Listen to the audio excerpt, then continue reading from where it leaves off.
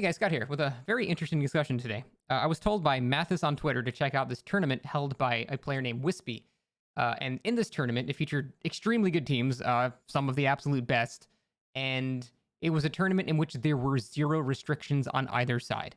So what that means is exactly what that means. You could bring anything and everything, whatever thing you could possibly equip was allowed, which is very different from most other tournaments, right?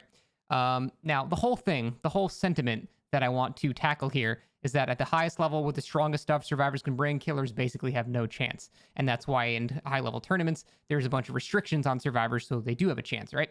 But this tournament kind of proved that that's not really the case. If we actually look at the data assembled by a forum user named Czar, he made a super really detailed data analysis of this whole tournament. I'll link that in the description. Basically, killers did better than you would think. In fact, they got more kills than not. The average kills were 2.16 over all of the actual matches, which is probably more than you would expect when survivors can literally bring 4 brand new parts with 4 commodious toolboxes, 4 DS, Unbreakable, Dead Hard. They all had basically the same cookie cutter, insanely, ridiculously strong stuff, and the killers did just fine. In fact, the matches were surprisingly balanced. And that was surprising even to me, because even I thought, I'm very much of the opinion that people drastically overstate how strong Survivor is. I do think there are certain issues, mainly more to due to map design and stuff like that. But I didn't think that at the absolute maximum stuff you can bring, killers would really stand a chance. But apparently they did. And not just with Nurse Spirit Blight. Fucking Nightlight played the artist in one of the final matches and did great. So it's actually way less survivor-sided at maximum level than I thought. So here's the whole mindset I wanted to tackle. Whenever you hear somebody say that they want the game to be balanced around the highest level, well, this is basically the highest level, right? So they want the game to be balanced around that. I think, because it's interesting, when you hear people say that, it's never a survivor saying that. It's always a killer saying that. And I think what they're actually saying is not that I want the game to be balanced around high level. I think they're actually saying I want killer to be easier, which I don't intend that to be a shameful statement. Killer can be monumentally frustrating, especially due to map design and stuff like that. That's not like a shameful statement, but I actually believe that's really what they mean. And I think you can prove that. The next time you hear somebody say, I want the game to be balanced around the highest level, go, okay, let's do that. All right, so we need to nerf Compound 33. We got to nerf Blight. We got to nerf Alchemist Ring, Blighted Crow. We got to nerf Mother's Daughter's Ring. We got to nerf Nurse Range add-ons. We got to nerf Tombstone Piece. We got to just start listing off a bunch of killer nerfs that you would have to do to match a comp rule set. And if at any point during you listing these killer nerfs, they say, what are you doing? No, we need to be nerfing the Survivor. You know that they don't actually care about balancing with the highest level. They just want their killer matches to be easier. Because at the highest level, people actually realize that killers got some pretty broken shit that they can bring too. And this tournament, I think, was a perfect example of killers bringing broken shit and having actually extremely balanced matches. Now, the thing is, the matches, it's not like they got an average of 2 kills per match or anything like that. First of all, to address the whole, well, you can do that with any killer, just face camp one guy, face camp another before the end game, that's 2 kills. No, because the average hook states was above 8.5, I think, which indicates that, if you were just face camping 2 people, that's 6 hook states, and then people would just leave, right? Also, the tournament incentivized you to hook people more than once because there was a bonus for hooking per summoning a second time. And if I think 73% of matches had at least 7 stages of hooks in them, which indicates that it was not people just face camping, it was people actually going for multiple hooks too. So that's not really an argument to it. But the thing is, that's not really how the data works because of, averages, and this game is asymmetrical. The game is usually going to be a stomp on one side or the other. But the funny thing is, that's not really an issue of balance at all. If you have an asymmetrical game, it's going to work like that, even if your game is perfectly balanced. As soon as you kill one player, it snowballs out of control immediately. So that is how you hear the sentiment that it's going to be a stomp or you're going to get stomped. And that's kind of true for any asymmetrical game, but that's not really an issue of balance or anything like that. So one of the things that I also want to talk about as well is that when you bring up stuff like this, you go, okay, well, it's only Nurse Spirit or Blight that are able to do this. That indicates, most of the roster is unusable against this. And there's some truth and some also not great logic in there as well. First of all, I mean, you're literally watching Nightlight play the artist right now. But let's actually go into that.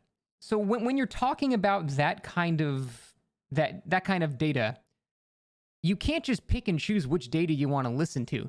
You can't just say, oh, well, only Nurse Spirit and Blight can win at this level. So obviously we still got a problem with the game. And then at the same time, compare it to survivors bringing the strongest thing they can bring. Because survivors don't have powers. They have perks and add-ons. And that's what they can bring. So to make a comparison to a double blink, 4 slowdown Ebony Mori Nurse, you have to, bring in 4 DS Unbreakable Dead Hard, 4 BNPs. That's like the equivalent to that, right? But you're not making a comparison to survivors like, when have you ever seen a survivor run Technician or Left Behind or Sole Survivor in a tournament? That would be the equivalent of bringing like a clown into a tournament. In both sides, of course, no one's expecting anything from either of those things. Survivors that have no or terrible perks are remarkably easier to kill than survivors that have the meta. I don't know if you guys remember the whole D-Pip squad experiment. I went against them as Huntress without Iridescent Head on Swamp when I was still I only been playing the game for like a year. And I was still able to win because they didn't have perks. They didn't have the meta. I had to slug people a lot, and they could have dead-hearted several hatches that would have made me lose. If they had perks, I almost definitely would have lost. But that wasn't the case. So if you have survivors that bring in way weaker builds, it's not like you're comparing it to the same thing. So my whole point with this is you need to compare the strongest stuff a killer can bring to the strongest stuff a survivor can bring. Once we see people start bringing Technician into tournaments, then you can start saying, well, Legion can't work in this tournament, so this game is broken. Because then, yeah, now we're comparing low-tier shit to low-tier shit. You can't compare Legion to bringing the best perks and add-on survivors can bring. That doesn't make any sense. That's a disingenuous argument. You compare the top tier to the top tier. That's how you have to do it. So the fact that only a couple of killers can really, compete at this level, it also, only a handful of really good perks are going to be able to beat those killers at that level as well. If you have 4, perkless survivors going against a double range Mori Nurse, they're going to win every single time. They can't dead hard their hits. They can't deal with getting slugged. They can just get tunneled off the hook. Like, having perks and add-ons so drastically changes the matches that, here, I'm running out of B-roll here. Let's go to a different match. So that it just so drastically changes the matches. You have to really compare it to top tier, and you have to compare killer powers to survivors, perks, and add-ons, because survivors don't have killer power, so that's the only metric you can actually compare, right? So that's kind of like the main thing that I wanted to talk about. That at the absolute highest level, this game is not really as imbalanced as you would think it is, and according to this data, it's actually pretty remarkably balanced in terms of, an average of a bit over 2 kills with around 8.5 hook states. That's actually amazing data, and I'm glad Mathis showed me this stuff, because it actually kind of blew my mind. I even thought that this would not be the case. If you're bringing 4 BMPs every match and stuff like that, how does the killer ever win? But apparently they were doing just fine. So it's a very interesting statement. If you say you want the game to be balanced around the highest level, you have to acknowledge that you actually have to nerf a lot of killer stuff too, which is something I don't think people that ever say you should balance around high level will ever actually agree to. Because this shows at the absolute highest level, the game somehow kind of works. Closing statement though, despite all of that, it still feels unbalanced, right? And that's the most important part. It's what it feels like. You can throw all these numbers and data at me all day, but the game still sometimes feels unbalanced. The thing is, though, the reason it feels unbalanced is because you're never actually having a fair match. You're never actually getting the best players versus the best players with the strongest stuff and the strongest stuff. If that's the case, if every match was like that, the game would actually be balanced. If you always had the same level of strength, matching the same level of strength, this game actually does work surprisingly well. But you never do. One, the matchmaking just simply does not work. It doesn't even match players of similar skill. You can go against comp players one game and then literal babies the next game. So just right off the bat, the matchmaking doesn't put even versus even.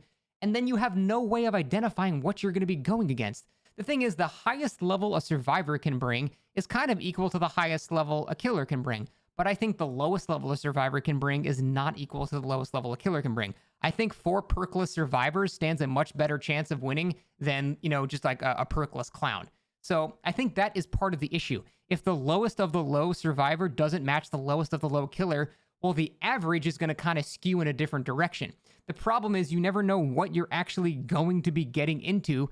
So you could always make the argument that one side or the other is imbalanced, and somehow you would be right both times. When survivors say killers are OP, they're right, and when killers say survivors are OP, they're also right. Because it depends on the random shit that they got in that match, down to the map itself. Even the map itself is one of the sole determining factors, and I think probably the entire biggest problem in this game is just map design. I made like 3 separate videos about this, and I still stand by this after years and years, that the biggest problem in this game is map design. You know, if you have a very small, coal tower, you have a much better chance of winning as killer than if you have, Mother's Dwelling or something like that. So it really comes down to the randomness of the map you get, the randomness of the skill that you're going against, the randomness of the perks that you're going to run into, the randomness of the add-ons that you're going to get into, the randomness of if they're going to have Survivor Friends communications or not. There's just 87 trillion layers of things that can change the outcome of a match that ultimately, I think having a discussion on which side is stronger, it's pointless. It doesn't matter.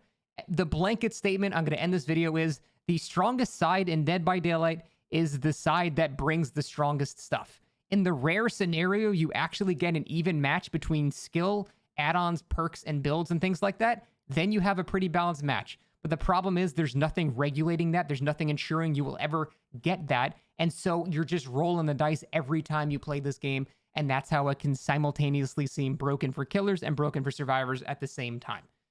Okay, bye-bye.